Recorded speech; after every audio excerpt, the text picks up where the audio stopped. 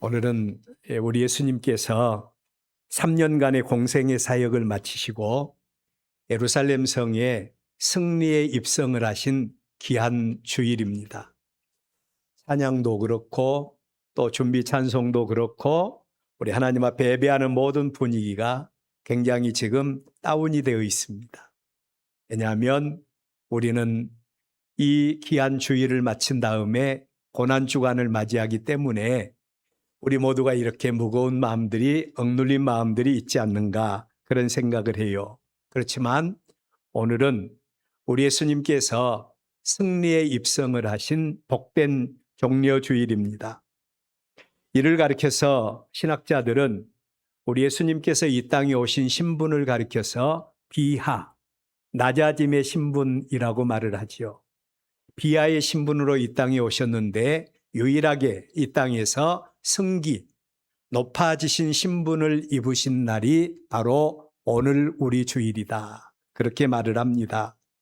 그럴 수밖에 없었던 이유는 지난 3년간 예수님께서 행하신 일들은 사람의 상상을 초월한 그런 일들이었죠. 각색 병자들을 고쳐주셨습니다. 귀신 들린 사람들을 자유케 하셨고 고난당한 자들을 해방시켜 주셨지요. 죽은 자도 살려주셨고 그리고 배고픈 자들의 줄인 배를 채워주셨던 우리 예수님. 이런 예수님의 모습을 체험하고 이런 예수님의 모습을 목격했던 많은 군중들은 예수님이야말로 그들의 무너진 왕국, 그들의 무너진 다윗 왕국을 건설해 줄 수 있는 유일한 메시아이시다. 예수님이야말로 우리의 유일한 메시아다 생각하고 종려나무 가지를 꺾어들고 그들의 겉옷을 길가에 펴며 우리 예수님을 환영했고 호산나 다윗의 자손이여 우리를 좀 구원해 주십시오. 외쳤던 주일이 바로 오늘 종려주일입니다. 그런데 여러분, 그 예수님께서 이제 예루살렘 성에 입성하셔서 세 가지 일을 행하셨다는 사실에 우리는 주목을 할 필요가 있습니다. 첫 번째로는 우리 예수님께서 예루살렘 성에 입성하시더니 맨 처음에 성전을 청결케 하시는 그런 일을 행하십니다. 여러분, 예수님이 누구십니까? 우리 예수님은 성전의 주인이시죠. 성전의 주인이시고 우리 예수님은 예배를 받으시는 예배의 대상자가 되시는 분입니다.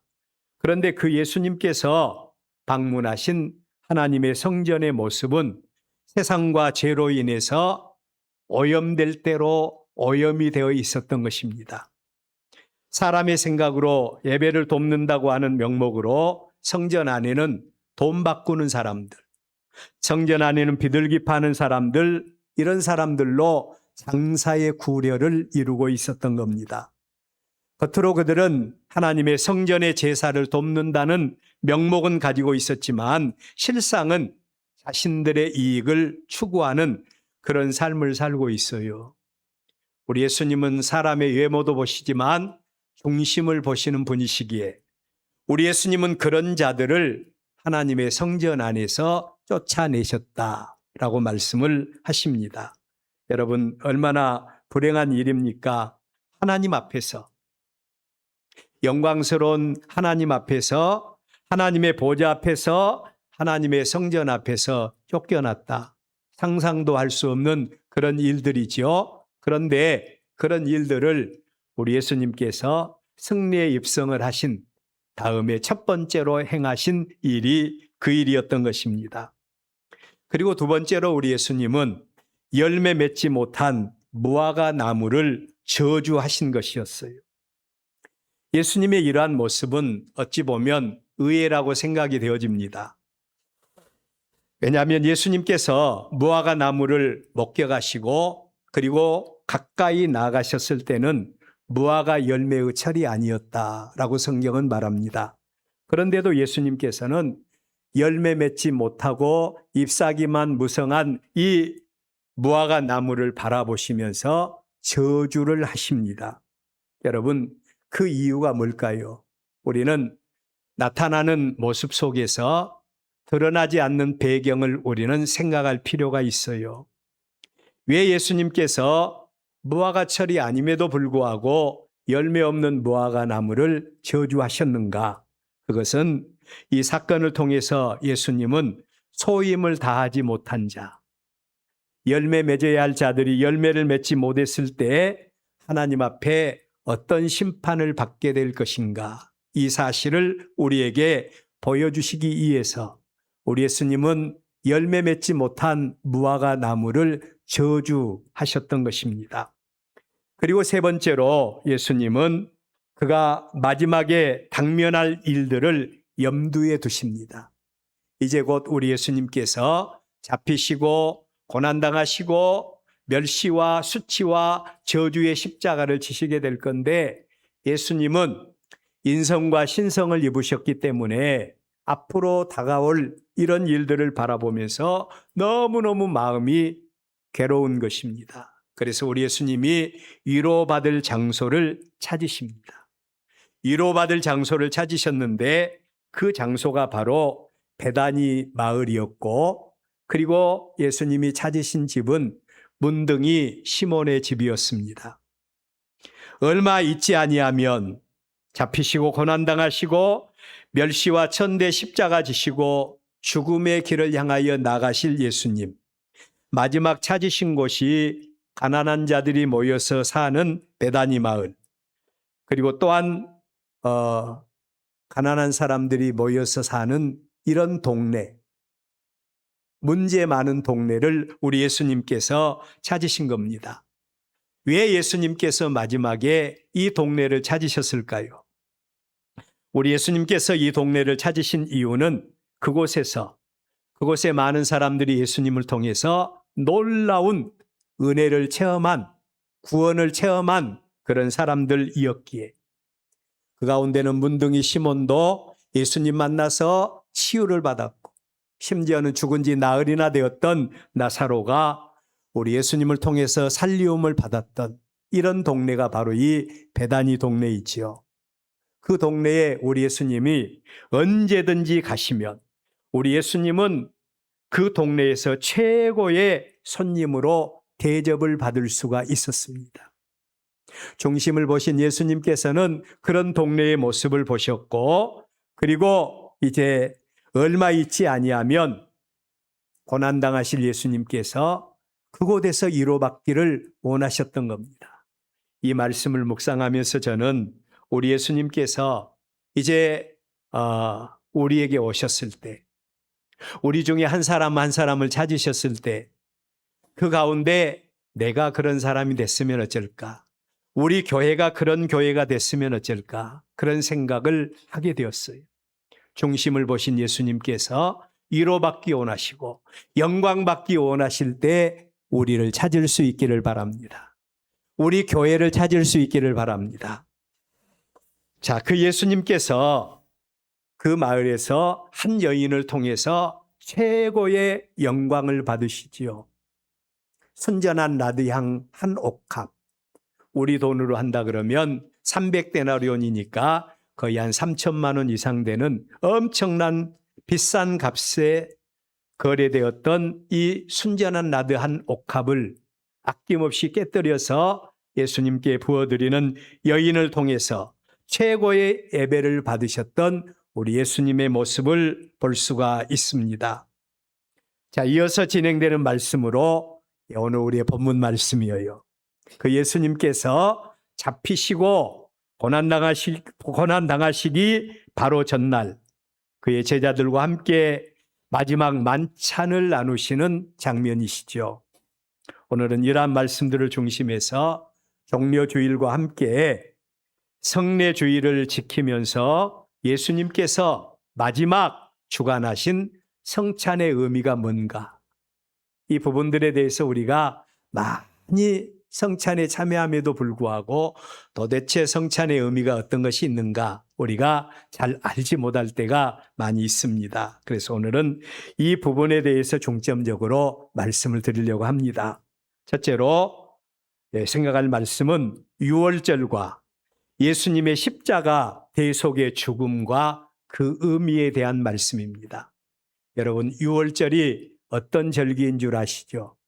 유월이라고 하는 말은 원래 뛰어서 넘어간다, 그런 의미가 있어요. 유월, 뛰어서 넘어간다.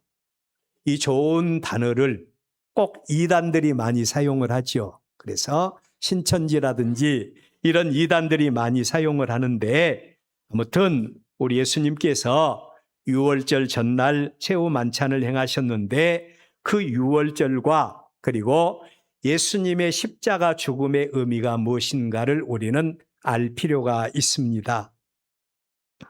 자, 유월절에 이스라엘 백성들이 애굽 땅 종되었던 곳에서 구원을 받게 되고 그들이 이제 드디어 출애굽을 하게 됩니다. 그런데 그곳에서 마지막 이스라엘 백성들을 구원해내기 위해서 하나님께서 행하신 일이 있죠. 그게 바로 애굽의 바로 왕으로부터 시작해서 전체 애굽 사람들의 장자와 모든 짐승의 첫 새끼를 하나님께서 멸하시는 겁니다. 모든 짐승의 첫 새끼를 하나님이 멸하셨고, 그리고 이 일을 행하시기 전에 하나님은 애굽 사람들과 이스라엘 백성들을 구별하기 위해서 하나님의 종 모세를 통해서 그의 보내신 죽음의 사자들로 하여금 심판을 면하게 하시는 그런 조치를 하나님께서 안전장치를 마련해 두십니다. 그 안전장치가 바로 하나님의 구원에 이르는 조건이에요. 하나님의 구원에 이르는 조건입니다. 하나님께서 이스라엘 백성들에게 애굽 사람들과 구별하고 또 죽음의 사자가 그들을 뛰어넘어서 하나님의 구원에 이르게 하는 조건으로 이스라엘 백성들에게 흠 없는 어린 양이나 흠 없는 염소를 잡아서 피를 흘려서 양이나 염소를 먹을 집 좌우 문설주와 그리고 문 임방에 그 피를 바르도록 한 겁니다. 그 피를 바르도록 했어요. 그리고 하나님은 그 피를 바라보고 죽음의 사자인 심판과 죽음의 사자로 하여금 그 집을 뛰어넘게 하심으로 하나님의 심판과 하나님의 죽음을 면하도록 하시겠다. 하나님께서 이 안전장치를 이스라엘 백성들에게 선포를 하게 하신 겁니다. 자, 여기서 우리가 생각할 말씀은 아무리 같은 이스라엘 백성이라고 해도, 아무리 그들이 혈통적으로 볼 때 이스라엘 백성이라고 해도 하나님의 언약의 말씀에 대해서 순종하는 사람과 그리고 순종하지 않는 사람, 이런 사람들에 대해서 하나님께서 같은 취급을 하시겠는가? 요새 우리가 하나님의 거룩한 백성이 되었고 예수 그리스도 안에서 거듭났다고 하는 명목은 가지고 있으면서도 우리도 가끔 이런 죄에 빠질 때가 많이 있어요. 우리가 이스라엘이니까 하나님의 말씀 듣지 않아도 하나님이 어련히 알아서 우리에게 애굽 사람들에게 내리시는 그 죽음의 사자가 우리에게서 뛰어넘도록 하겠지라고 하는 그런 막연한 기대감을 가질 수 있지만, 그러나 하나님의 심판의 원리는 항상 그 백성들이 누구인가는 상관없이 하나님의 말씀대로 순종하는 자, 하나님의 언약 아래에 있는 자, 하나님은 그들의 하나님이 되어주신다는 사실을 기억할 수 있기를 바랍니다. 하나님은 하나님의 거룩한 백성이라 할지라도 언약의 말씀을 받고 그 말씀 안에 거하는 자들에게 하나님은 그 말씀을 통해서 역사하시는 하나님이라는 거예요. 이러한 원리는 오늘 우리 성도들의 삶 속에서도 확실하게 적용되어지는 매우 중요한 말씀이에요.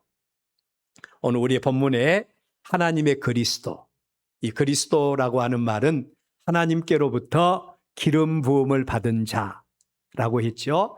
기름 부음을 받았다는 것은 하나님의 사명을 맡았다는 거예요. 하나님의 일을 맡아서 우리에게 오셨는데 저희 백성을 자기 죄에서 구원하기 위해서 이 땅에 오신 그 예수님께서 공생의 마지막 사역을 마감하시고 유월절 전에 그의 제자들과 함께 이제 만찬의 자리에 앉으시게 된 겁니다. 그 예수님께서 이 만찬의 자리를 마련하신 두 가지 이유가 있습니다. 첫 번째 이유는 예수님은 그가 누구신가에 대해서 그의 제자들에게 그리고 또한 오고 오는 모든 하나님의 거룩한 백성들에게 예수님이 누구신가에 대한 분명한 교훈을 주시기 위한 목적이 있었다는 겁니다. 분명한 교훈을 주시기 위한 목적이 있었어요. 우리 사람들은 눈에 보이는 것을 바라보고 판단하기를 너무너무 좋아해요. 그러한 사람들에게 우리 예수님은 앞으로 되어질 일들이 뭘까요? 예수님이 잡히시는 겁니다.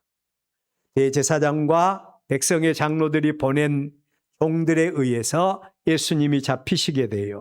그리고 그 예수님은 사람에 의해서 신문을 받으십니다.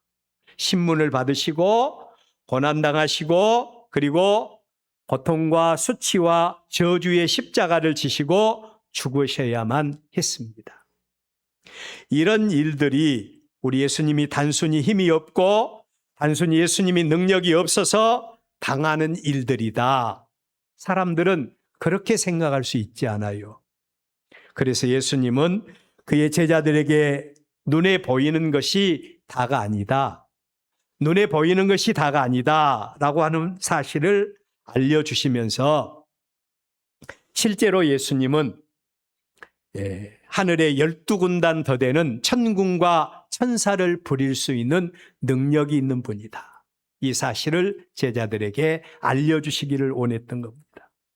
말씀 한마디로 바람과 바다를 잠잠케 하셨던 우리 예수님, 말씀 한마디로 군대의 귀신을 쫓아내셨던 예수님, 말씀 한마디로 죽은 자를 살리셨던 우리 예수님, 그 능력을 가지신 분이 바로 우리 예수님이신데 그럼에도 불구하고 그 예수님이 잡히신 겁니다.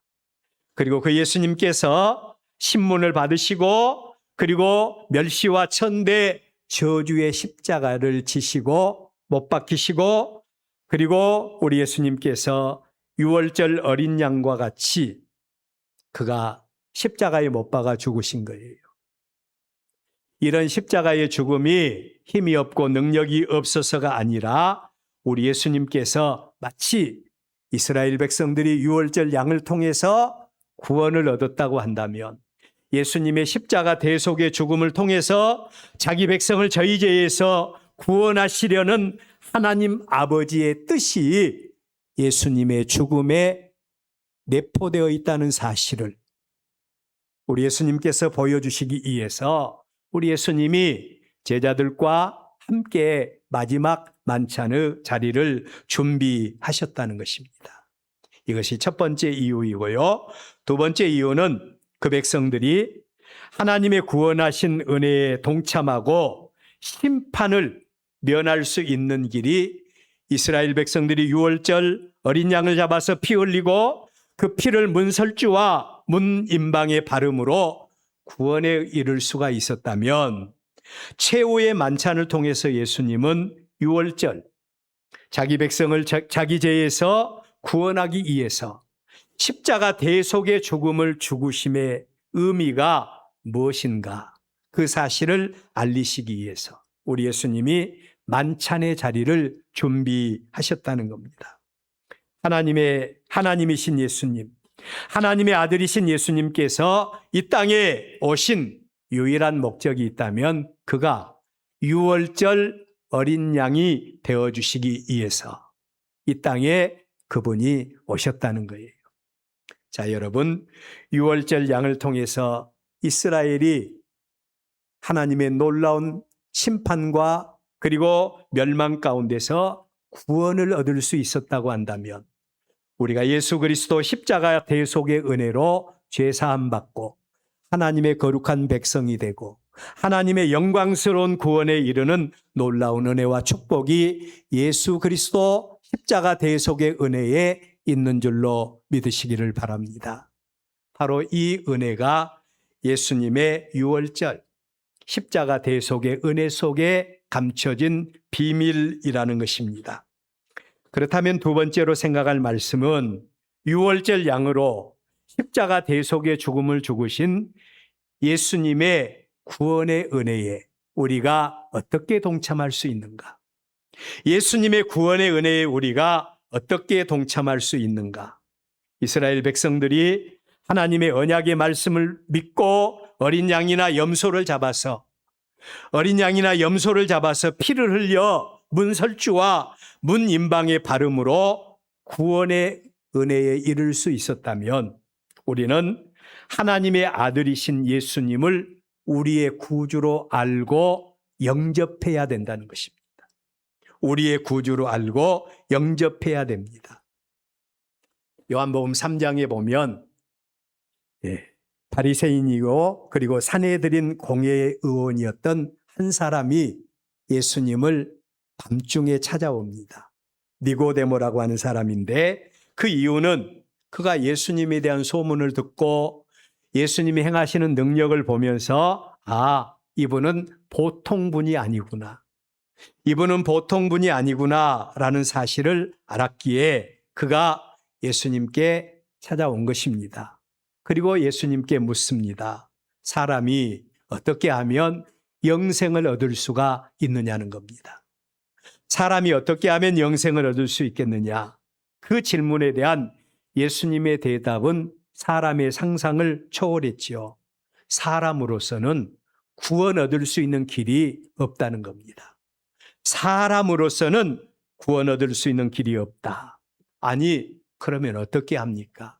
사람은 할 수 없지만 하나님은 할 수 있느니라. 하나님은 할 수 있다. 바로 그 일이 바로 하나님의 아들이신 예수님을 구주로 영접하는 겁니다. 이게 바로 우리가 영광스러운 구원에 이를 수 있는 놀라운 하나님의 은혜와 축복인 것입니다. 다음으로 하나님의 구원의 은혜에 동참하기 위해서 예수님의 십자가 죽음이 나와 우리의 죄를 대신하신 대속의 죽음이라는 사실, 나와 우리의 죄를 대신해서 죽어주신 대속의 죽음이라는 사실을 믿는 그 믿음을 우리가 가져야 됩니다. 이 믿음이 있을 때 우리는 죄사함과 함께 영광스러운 하나님의 구원에 이를 수가 있습니다. 사람의 논리로는 잘 이해가 되지 않습니다. 그러나 이 구원의 역사를 가장 잘 이해했던 사람이 사도 바울이에요. 사도 바울이 로마서 5장 12절 이하의 말씀을 통해서 한 사람을 이야기합니다. 한 사람 아담이 하나님 앞에 지은 죄로 말미암아 죄가 이 세상에 들어오게 되었다. 죄가 이 세상에 들어왔고 그리고 그 죄로 말미암아 이 세상에 사망이라는 것이 들어오게 되었다라고 말씀을 하세요. 자, 어떻게 아담 한 사람이 죄로 말미암아 이 세상에 죄가 들어왔고 또 우리 모두가 사망에 이를 수밖에 없는가? 아담의 후손들은 그들이 태어나면서부터 뭘로 태어나는 거 아니? 죄인의 후손으로 태어납니다. 그래서 신학자들은 이 죄를 가리켜서 원죄라고 그래요.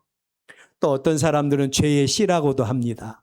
사람들은 태어나면서부터 죄의 씨를 가지고 태어난다는 거죠. 아이를 키워본 저희들은 경험을 통해서 알 수 있지만 아이들이 처음에 태어났을 때 얼마나 순수합니까? 얼마나 우리에게 기쁨을 주었습니까? 그런데 조금 성장하다 보면 자기라는 것이 들어가고 그리고 자기가 들어가게 되면 이웃들에게 상당한 부담을 주는 이런 경우들을 우리가 많이 볼 수 있죠. 저희 집도 보면 4살짜리 손주란 놈이 처음에는 굉장히 기쁨을 줬는데 요새는 미운 4살이라고 해서 지 마음대로 하려고 그래.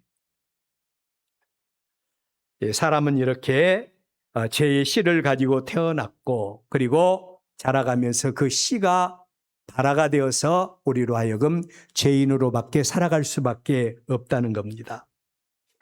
그런 사람이 바로 우리 인간들이다. 그래서 사도 바울은 말하기를 죄의 싹은 사망이라고 했고 이 땅에 죄 없는 사람은 아무도 없고 모든 사람이 죄를 범했음에 하나님의 영광에 이를 수 없다. 그 모습이 바로 저와 여러분의 모습인 겁니다. 그런데 다시 17절 하반절 말씀을 통해서 바울은 이렇게 말합니다. 한 분 예수 그리스도를 통해서 사죄의 은총과 함께 생명에 이르게 되었다. 한 사람 아담에 의해서 이 땅에 죄가 들어왔다면 한 사람 예수 그리스도를 통해서 이 땅에 생명이 들어오게 되었다는 것입니다. 자, 여러분, 왜 우리가 예수님을 믿어야 합니까? 우리의 힘과 우리의 능력으로는 하나님의 구원과 하나님의 생명에 이를 수가 없기 때문입니다. 이스라엘 백성들이 유월절 하나님의 은혜에 동참하기 위해서는 반드시 양과 염소를 잡아서 피를 흘려 문설주와 문 임방에 발라야 하나님의 은혜에 동참할 수 있었다면 우리의 억만 가지 죄를 대신 걸머지시고 십자가에 못 박아 죽어주신 예수님을 통해서만 사죄의 은총과 함께 영원한 하나님의 구원에 이를 수 있는 통로를 하나님께서 열어놓으셨기 때문이라는 겁니다. 이것이 바로 우리가 예수님을 믿는 이유인 것입니다. 그래서 그 은혜에 더 깊이 동참하기를 원하고 그 은혜에 더 깊이 참여해서 그 은혜의 깊이를 알기를 원한다면 우리는 하나님이 어떤 분이시고 예수님이 누구시고 우리가 누구인가에 대한 구체적인 하나님의 말씀에 대한 지식이 필요합니다. 그래서 우리가 하나님의 말씀을 많이 알고 많이 배워야 됩니다. 그래야 우리의 믿음이 점점 더 성숙할 수가 있죠. 자, 여러분, 오늘 우리는 예수 그리스도 안에서 우리에게 주어진 하나님의 놀라운 은혜와 축복이 무엇인가를 보았습니다. 그렇다면 예수 믿는 우리가 왜 세례를 받아야 되고 예수 믿는 우리가 왜 성찬에 동참해야 되는가, 이 부분에 대한 말씀에 대해서 우리가 다시 한 번 더 주목할 필요가 있어요. 교회를 다니면서도 신앙생활을 오래 했으면서도 불구하고 세례를 받지 않으시려고 하는 분들이 계세요. 그런데 오늘 우리의 본문 말씀을 보면 꼭 세례는 받아야 되겠구나. 그리고 예수님의 성찬이 우리에게 어떤 의미가 있는가, 이런 부분들에 대해서 우리가 구체적으로 알 수가 있을 것입니다. 자, 여러분, 하나님의 은혜는 은혜의 모양만 바라보고 우리가 그 은혜에 참여할 수 있는 게 아니에요. 하나님의 은혜는 반드시 그 언약의 말씀에 참여함으로 우리는 하나님의 은혜에 이를 수가 있는 겁니다. 이스라엘 백성들이 아무리 너희들은 양과 염소를 잡아서 피를 흘리고 문설주와 문 임방에 발라야 하나님의 은혜가 임할 것이다, 이런 말씀을 많이 들었어도 그 일에 동참하지 아니하면 그들은 하나님의 은혜에 이를 수가 없는 것입니다. 자, 오늘 우리도 마찬가지입니다. 우리는 하나님의 백성으로 특별히 은혜에 이르는 방편이 무엇인가에 대해서 말씀을 들었지요. 예수님을 믿음으로 죄 사함 받고 하나님의 자녀가 되는 권세를 받고 예수님의 죽음이 나를 위한 대속의 죽음이었다는 사실을 우리는 말씀을 통하여 듣습니다. 그렇다면 우리가 가져야 될 믿음입니다. 우리가 가져야 될 믿음은 어떤 믿음인가? 그 지식에 대한 고백과 그리고 또한 그 지식에 대해서 바라만 보고 있을 것인가? 아니면 우리가 그 고백과 함께 하나님이 우리에게 주신 언약의 말씀에 의지해서 믿음의 행위가 동반되어질 때 하나님은 우리의 믿음을 인정해 주시는 것인가? 여러분, 우리의 믿음에는 반드시 행위가 동반이 되어져야 됩니다. 우리가 주 예수님을 믿습니다. 예수님이 나의 죄를 대신해서 죽으셨습니다. 나도 그 은혜에 동참하기를 원합니다. 이 사실에 대한 행위가 어떤 것인가 하니 바로 세례라는 것입니다. 여러분, 세례는 하나님의 백성들이 하나님의 백성이 되는 외적인 표시입니다. 하나님의 백성이 하나님 백성이 되는 외적인 표시가 세례예요, 세례. 이스라엘 백성들의 남자들에게 하나님은 난지 8일이 되면 할례를 행하라 라고 명령을 하셨죠. 할례는 구별의 의미가 있고요, 성별의 의미가 있습니다. 하나님은 그 백성들의 남자들이 할례를 받게 하므로 그 백성들을 하나님의 구별된 백성으로 알고 하나님이 그들을 인정해 주시고 관계해 주셨어요. 세례도 마찬가지입니다. 내가 누구인가를 아는 사람이 하나님의 은혜를 받아들이는 방편으로 하나님의 아들이신 예수님의 십자가 대속의 피를 믿고 자신의 죄를 고백함으로 예수님의 십자가의 보혈의 피로 죄 씻음을 받는 예적인 표시로 우리는 물세례를 통해서 하나님의 구원의 은혜에 동참할 수가 있다는 겁니다. 예수님을 믿는다고 고백하면서도 우리의 죄 씻음을 받는 표식인 물세례를 거절하는 이런 성도가 있다고 한다면 그들은 하나님의 백성이면서도 하나님의 언약에 동참한 자들이라고 말씀을 드릴 수가 없습니다. 세례는 반드시 자신의 신앙 고백이 동반이 되어져야 합니다. 그렇지 않으면 하나님과 자신을 속이는 그런 죄를 범하게 됩니다. 그래서 세례를 받기 위해서는 반드시 두 가지가 동반이 되어져야 되는데 하나는 신앙 고백입니다. 하나는 신앙 고백이고 하나는 내가 누구인가를 알고 예수님의 죽음의 의미가 무엇인가를 알고 나도 그 은혜에 동참하기를 원합니다. 이런 간절한 의지를 가짐으로 우리는 주님의 이름으로 세례를 받게 되는 것입니다. 그래서 한 번 세례를 받은 사람은 영원히 단 한 번의 거듭남으로 이제 하나님의 거룩한 백성으로 인정을 받을 수 있다. 그런데 두 번째로 우리가 생각할 말씀은 성찬입니다. 오늘 우리가 예배를 마친 다음에 성찬 예식을 진행할 것인데 성찬은 뭔가? 예수님의 죽음이 나를 위한 대속의 죽음인 것을 고백하는 성도들이 말로만 고백하는 것이 아니라 그 죽음에 예수님의 십자가 대속의 죽음에 동참하는 의미를 갖는 게 바로 이 성찬 예식인 겁니다. 오늘 우리의 본문 말씀에서 예수님은 이렇게 말씀을 합니다. 22절 받아 먹어라. 받아 먹어라. 이것은 내 몸이니라. 23절 이것은 많은 사람들을 위하여 흘리는 나의 피, 곧 언약의 피다. 우리 예수님께서 말씀을 하셨죠. 그렇다면 성찬이 오늘 우리에게 주는 의미가 어떤 것이 있습니까? 학자들 간에는 여러 가지 의미를 두고 말하지만 우리 장로교 전통 두 가지만 간단하게 말씀을 드린다면 하나는 기념하라는 기념설입니다.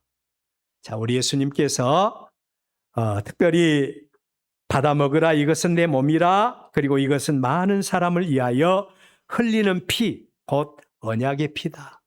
우리 예수님은 이것을 기념하라고 말씀을 하셨어요. 여기서 기념하다라고 하는 말은 기억해라라고 하는 그런 의미보다는 현재의 삶 속에서 이런 역사, 예수님이 우리의 죄를 대신해서 십자가에 못 박아 죽으시는데 그의 살이 찢기시고 그리고 온몸에 피를 다 쏟으시는 그런 역사가 우리의 삶 속에서 살아서 움직이도록 그 기억을 불러오는 것을 가리켜서 기념하라. 그런 의미가 있다고 그럽니다. 다시 말하면 십자가 사건이 지금 나를 위한 사건인 것을 알고 그 십자가를 의지하라. 그런 의미가 있는 표현이 바로 예수님의 성만찬을 통해서 예수님의 십자가를 기억하고 기념하는 그런 의미가 있다는 거예요. 그래서 장로교에서는 성찬 예식을 가리켜서 우리가 예수님의 피와 살을 기념하는 것, 기념설을 믿는 이런 교회들이 있고요. 또 하나의 주장은 영적인 임재설입니다. 이는 성찬의 자리, 성찬 예식의 자리, 그러니까 우리가 지금 앞에 차려놓은 예수님 떡과 포도즙, 이 떡과 포도즙, 우리가 이 떡과 포도즙을 위해서 기도할 때 예수님께서 실제로 이 자리에 임하신다. 근데 천주교에서는 화채설이라는 걸 주장을 하거든요. 천주교에서는 우리가 신부님이 이 피와 살을 위해서 기념하는 순간에 이 떡과 포도즙이 예수님의 피와 살로 변해버린다. 그렇게 주장을 해요. 그래서 때로는 오해를 받는 것이 예수 믿는 사람들은 피와 살을 먹는 사람들이다. 그런 오해를 받는 경우도 있었어요. 그런데 우리 장로교에서는 아까 말씀드린 대로 우리 예수님의 피와 살을 기념하는 것이고, 두 번째로는 우리가 영적인 임재설도 있다. 이것은 이 떡과 포도즙을 위해서 기도할 때 우리 예수님께서 육신으로 오신 것이 아니라 영적으로 이 자리에 임재하여 계시는 것으로 보는 이런 경우를 가리켜서 영적 임재설이라고 주장을 합니다. 이 밖에도 여러 가지 학설들이 있지만 그러나 우리 장로교에서는 대체적으로 이 두 가지 학설을 지지하고, 그리고 또 성찬 예식을 행할 때마다 이런 의미로 우리가 받아들이는 것입니다. 우리 그리스도인들에게 있어서 성찬 예식은 매우 중요합니다. 이 예식에 대한 바른 이해를 갖고 우리가 이 예식에 참여해야 되는데 가끔 세례를 받지 않으신 이런 분들이 성찬 예식에 동참하는 그런 경우가 있어요. 이것은 예수님의 십자가 보혈의 피를 망령되이 일컬는 행위가 돼요. 진정한 신앙 고백이 없이 이 일에 참여할 수가 없는 것입니다. 반드시 우리 신앙 고백과 함께 세례를 통해서 죄 씻음 받고 하나님의 거룩한 백성 된 자들이 하나님께서 우리에게 베풀어 주신 그 은혜에 감사하고, 특별히 현재의 삶 속에서 하나님의 우리 주 예수 그리스도의 십자가의 보혈의 피가 살아 역사할 수 있도록 우리는 이 예식을 통해서 다시 한 번 더 우리의 믿음을 일깨우는데 중요한 의미를 갖는 예식이 성찬 예식이다. 그러므로 우리가 하나님 앞에 귀한 예식에 참여하고 싶어도 혹시 우리가 믿음으로 살지 못하고 죄악 가운데 있는 사람들은 이 예식에 참여할 수 없습니다. 그러나 하나님 앞에 회개하고, 그리고 내가 하나님의 거룩한 백성으로 다시 한 번 더 그 은혜에 동참하며 하나님의 풍성한 은혜와 축복 가운데 거하기를 원합니다. 이 예식을 통해서 다시 한 번 더 주님의 거룩한 백성으로 새롭게 다짐하며 영광 돌리기를 원하는 거룩한 백성들이 은혜의 방편으로 성찬 예식에 동참할 수가 있습니다. 오늘 우리 예수님 승리의 입성을 하신 귀하고 복된 주일에 의미 있게 우리가 성찬 예식도 겸하여 하게 되었습니다. 조금 좀 아쉬운 것은 우리 성도들이 사모하는 열정을 가져야 돼. 적어도 종려주일이나 고난주간이나 부활주일만큼은 우리가 하나님 앞에 같이 나와서 은혜의 감격에서 영광을 돌리는 우리가 되어져야 되는데, 아쉽게도 많이 결석을 하고 그렇습니다마는 오늘 이 말씀이 우리의 삶 속에 적용이 되어져서 성찬의 세례와 성찬의 의미가 어떤 것이고 그 은혜에 참여하는 우리의 모습이 어떤 모습이어야 할 것인가, 이 말씀이 우리의 삶 속에 능력이 되시기를 주의 이름으로 축원합니다. 기도하겠습니다.